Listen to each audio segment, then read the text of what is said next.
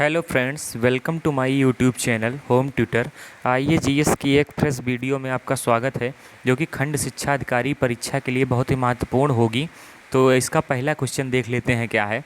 1915 ईस्वी में खोजी गई वह कौन सा शिलालेख है। 1915 में खोजी गई वह कौन सी शिलालेख है जिसमें अशोक को प्रियदर्शी कहा गया है। जिसमें अशोक को प्रियदर्शी कहा गया है। तो इसका सही ऑप्शन क्या हो जाएगा? ऑप्शन नंबर सी, मास्की शिलालेख में अशोक को प्रियदर्शी कहा गया है। आइए नेक्स्ट क्वेश्चन देखते हैं क्या है। मानसेहरा तथा शाहबाजगढ़ी स्थित अशोक के बृहद शिलालेखों में प्रयुक्त लिपि कौन सी है। मानसेहरा तथा शाहबाजगढ़ी में स्थित अशोक के बृहद शिलालेखों में प्रयुक्त लिपि कौन सी है। तो इसका सही ऑप्शन क्या हो जाएगा? ऑप्शन नंबर सी, खरोष्ठी लिपि में मानसेहरा और शाहबाजगढ़ी में स्थित अशोक के बृहद शिलालेखों में खरोष्ठी लिपि का प्रयोग किया गया है। आइए नेक्स्ट क्वेश्चन देख लेते हैं क्या है। किस मौर्य नरेश ने नागार्जुनी पहाड़ियों में गुहाभिलेख उत्कीर्ण कराए और तथा देवा नाम प्रिय की राजकीय उपाधि धारण की थी। तो इसका सही ऑप्शन क्या हो जाएगा? ऑप्शन नंबर बी, राजा दशरथ जो थे, मौर्य सम्राट दशरथ जो थे, उन्होंने नागार्जुनी पहाड़ियों में गुहाभिलेख उत्कीर्ण कराए और देवा नाम प्रिय की राजकीय उपाधि धारण की। तो इसका सही आंसर क्या हो जाएगा? Option number B. आइए नेक्स्ट क्वेश्चन देख लेते हैं क्या है। अशोक को अभिलेख जारी करने की प्रेरणा निम्नलिखित में से किस शासक से मिली थी। तो किस शासक से उसको प्रेरणा मिली थी? इसका सही ऑप्शन क्या हो जाएगा? ऑप्शन नंबर बी, डेरियस नामक शासक से अशोक को अभिलेख जारी करने की प्रेरणा मिली थी। आइए नेक्स्ट क्वेश्चन देख लेते हैं क्या है। शुंग वंश की स्थापना करने के पूर्व पुष्यमित्र शुंग मौर्य प्रशासन में कौन से पद पर कार्य कर रहा था। पुष्यमित्र शुंग किस पद पर कार्य कर रहा था मौर्य प्रशासन में? ये किस पद पे हो जाएगा? इसका ऑप्शन नंबर हो जाएगा बी, सेनापति के कार्य कर रहा था पुष्यमित्र शुंग शुंग वंश की स्थापना करने से पूर्व। आइए नेक्स्ट क्वेश्चन देख लेते हैं क्या है। मौर्यों के प्रशासनिक अधिकारियों को किस सामान्य नाम से पुकारा जाता था। तो किस सामान्य नाम से पुकारा जाएगा? इसका ऑप्शन नंबर क्या सही हो जाएगा? सी, अमात्य के नाम से मौर्य के प्रशासनिक अधिकारियों को पुकारा जाता था। आइए नेक्स्ट क्वेश्चन देख लेते हैं क्या है। अशोक के निम्नलिखित किस शिलालेख में कराधान का विशेष उल्लेख हुआ है। अशोक के निम्नलिखित किस शिलालेख में कराधान का विशेष उल्लेख हुआ है।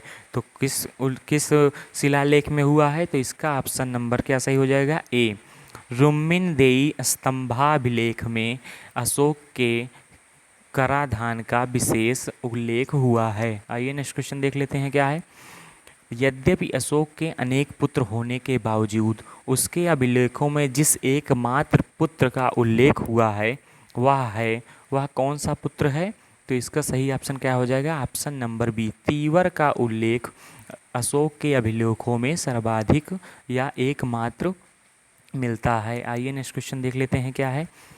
किस यूरोपीय विद्वान ने जस्टिन आदि यूनानी लेखकों द्वारा प्रयुक्त सेंड्रोकोट्स नाम की पहचान चंद्रगुप्त मौर्य के रूप में की है। तो इसका सही ऑप्शन क्या हो जाएगा? सी, इसका सही ऑप्शन हो जाएगा विलियम जोन्स। आइए नेक्स्ट क्वेश्चन देखते हैं क्या है। अशोक न्यायग्रोध नामक जिस व्यक्ति से प्रभावित होकर बौद्ध बना था वह कौन था। तो वह कौन था? इसका सही ऑप्शन क्या हो जाएगा? ऑप्शन नंबर बी, वह अशोक का भतीजा था। ये नेक्स्ट क्वेश्चन देखते हैं क्या है।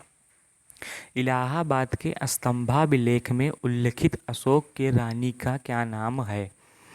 इलाहाबाद के स्तंभालेख में उल्लिखित अशोक के रानी का क्या नाम है। तो इसका सही ऑप्शन क्या हो जाएगा? ऑप्शन नंबर सी, कारुवाकी इलाहाबाद के स्तंभालेख में अशोक की रानी का नाम है।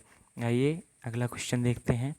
अशोक के कौन से शिलालेख को एक भिन्न शैली वास्त्रोफेदन या हलावर्त या गौमूत्रिका में लिखा गया है। तो इसका सही ऑप्शन क्या हो जाएगा? ऑप्शन नंबर बी इसका सही हो जाएगा। येर्रागुडी लघु शिलालेख गौमूत्रिका शैली में लिखा गया है। आइए नेक्स्ट क्वेश्चन देखते हैं क्या है। अशोक ने अपने कौन से अभिलेख में जीव हिंसा निषेध की बात की है? अशोक ने अपने किस अभिलेख में जीव हिंसा निषेध की बात की है? तो इसका सही ऑप्शन क्या हो जाएगा? ऑप्शन नंबर ए प्रथम शिलालेख में अशोक ने जीव हिंसा निषेध की बात की है। नेक्स्ट क्वेश्चन देखते हैं क्या है। अशोक के सारनाथ स्तंभाभिलेख में निम्नलिखित में से किस जानवर का उल्लेख नहीं हुआ है? तो किस जानवर का उल्लेख नहीं हुआ है? इसका सही ऑप्शन हो जाएगा ऑप्शन नंबर ए शेर का उल्लेख सारनाथ स्तंभाभिलेख में नहीं मिलता है। आइए नेक्स्ट क्वेश्चन देखते हैं क्या है।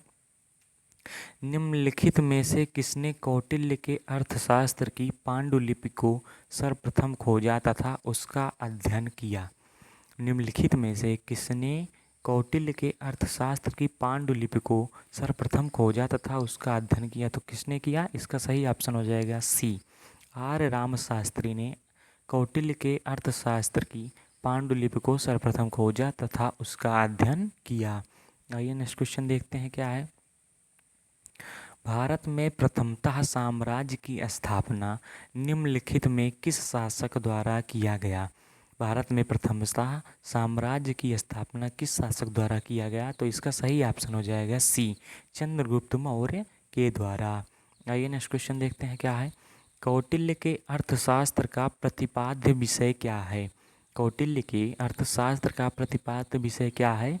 शासन के सिद्धांत। ऑप्शन नंबर डी इसका सही हो जाएगा। सही।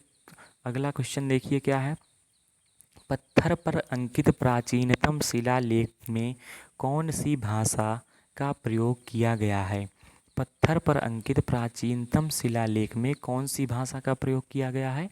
तो इसका सही ऑप्शन हो जाएगा ऑप्शन नंबर सी प्राकृत भाषा का प्रयोग पत्थर पर अंकित प्राचीनतम शिलालेख में किया गया है। नेक्स्ट क्वेश्चन देखते हैं क्या है। उत्तराखंड में सम्राट अशोक के शिलालेखों को एक प्रति कहाँ मिली थी? उत्तराखंड में सम्राट अशोक के शिलालेखों की एक प्रति कहाँ मिली थी? तो इसका सही ऑप्शन क्या हो जाएगा? ऑप्शन नंबर डी कालसी में उत्तराखंड में सम्राट अशोक के शिलालेखों की एक प्रति मिली थी। आइए नेक्स्ट क्वेश्चन देख लेते हैं क्या है। मेगस्थनीज ने भारतीय समाज को कितनी श्रेणियों में विभाजित किया? मेगस्थनीज ने भारतीय समाज को कितनी श्रेणियों में विभक्त किया था? तो इसका सही आंसर क्या हो जाएगा? ऑप्शन नंबर डी सात श्रेणियों में मेगस्थनीज ने भारतीय समाज को विभक्त किया था। आइए नेक्स्ट क्वेश्चन देख लेते हैं क्या है। मौर्य काल में शिक्षा का सर्वाधिक प्रसिद्ध केंद्र क्या था? मौर्य काल में शिक्षा का सर्वाधिक प्रसिद्ध केंद्र क्या था? तो इसका सही ऑप्शन हो जाएगा option number C Takshashila. Takshashila सर्वाधिक प्रसिद्ध केंद्र था शिक्षा के लिए। आइए नेक्स्ट क्वेश्चन देख लेते हैं क्या है। निम्नलिखित में से कौन सा एक अन्य तीनों का समसामयिक नहीं था? निम्नलिखित में से कौन एक अन्य तीनों का समसामयिक नहीं था? तो इसका सही ऑप्शन क्या हो जाएगा? Option number C Milind. Milind इन तीनों के समसामयिक नहीं था। आइए नेक्स्ट क्वेश्चन देख लेते हैं क्या है।